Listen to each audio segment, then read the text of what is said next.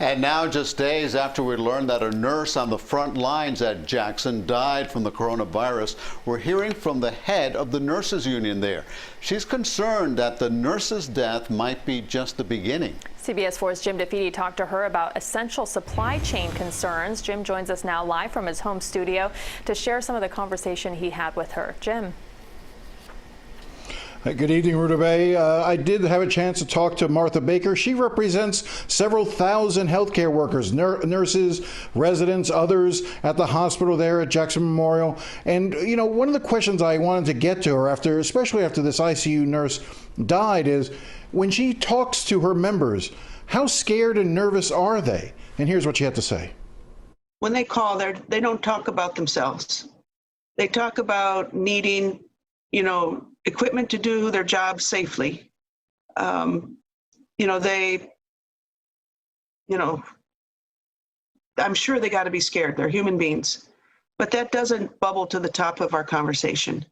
If I were to ask them, how scared are you? That could probably be a whole nother conversation. But they're healthcare professionals, just like the first responders. I mean, when 9/11 was happening, we didn't ask the firefighters, are you scared? I don't think. We talked about what a heroic job they're doing and how are they dealing with this stress and how do we keep them safe. And they're a lot of the same. I mean, I think we could, I think every one of them has to have in their back of their mind, how can I stay safe? And how do I know I don't take this? I know some employees are self-quarantining themselves even from their family at home. People are mostly saying, the PPE, it's not showing up fast enough. They're feeling like it's not there, and I'm trying to convince them and push on management to deliver it faster.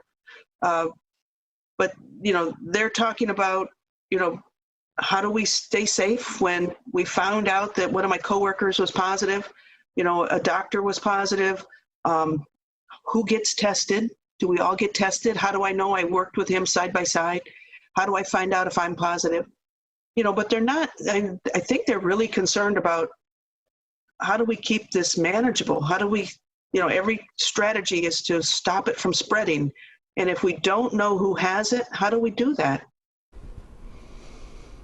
That issue of testing continues to be a daunting one. There just aren't enough tests. I know we keep hearing from the president and from the governor that we're doing more testing, but the reality on the ground is it's just not happening quick enough.